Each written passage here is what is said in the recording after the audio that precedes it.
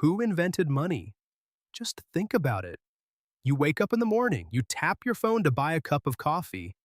At noon, you go to the grocery store and pay with your credit card. In the evening, you order something online. Within just a few seconds, the payment is complete. It all feels so simple. But have you ever stopped to think?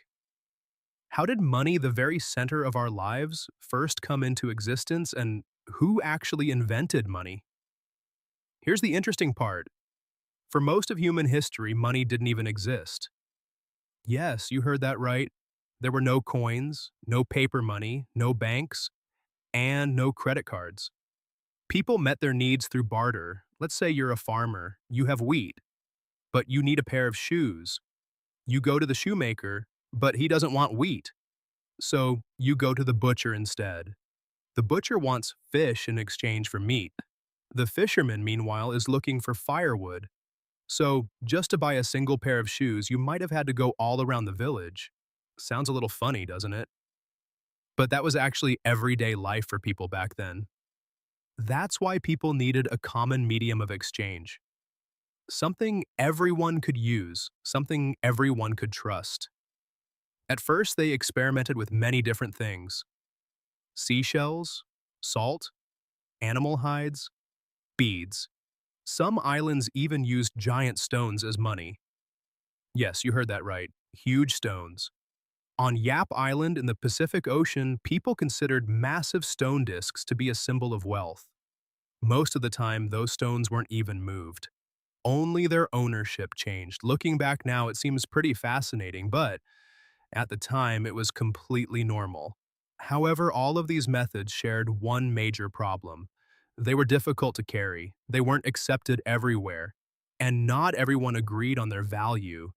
People were searching for a more reliable solution. Then, the moment that changed history finally arrived. About 2,600 years ago, the kingdom of Lydia, located in what is now Western Turkey, minted the world's first standardized coins. Yes, the foundation of the money we carry in our pockets today was laid on the lands of Anatolia. The Lydians used a naturally occurring alloy of gold and silver called electrum. Each coin was stamped with the king's official seal. But why was that so important? Because people no longer had to check whether every single coin was genuine. The state was saying, "We guarantee the value of this coin." And that's how trust was created. This system dramatically accelerated trade. People no longer had to spend hours negotiating. Buying and selling became much simpler.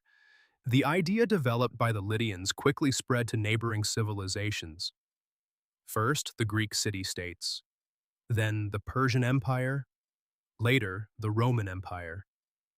They all began minting their own coins. The Romans, in particular, saw money as more than just a tool for trade. They placed the faces of emperors on their coins. That way, the people could see who ruled the empire. In other words, money also became a symbol of the state's power. Centuries passed, but then another problem emerged. Metal coins were heavy, very heavy. Large merchants sometimes had to carry hundreds of kilograms of gold and silver. That was both expensive and extremely dangerous. The country that solved this problem was China. About 1,000 years ago, during the Song dynasty, paper money began to be used. Now it was possible to carry great wealth with nothing more than a small piece of paper. Over time, this idea spread across the world. Then banks appeared. People deposited their gold in banks and received a certificate in return. Eventually, those certificates became just as valuable as the gold itself. And that's how the foundation of today's banknotes was laid. Today, we're living in a completely different era. Most people don't even carry cash anymore. Smartphones, credit cards, contactless payments, digital wallets, and of course, cryptocurrencies. Maybe we're witnessing one of the greatest transformations in the history of money right now. Who knows? Maybe 50 years from now, we'll show our children a coin and say, we used to buy things with these? Just thinking about it is fascinating, so what do you think? Will we eventually move to a completely digital form of money? Or will paper money and coins never disappear from our lives? Don't forget to share your thoughts in the comments. See you in the next 5-minute history video.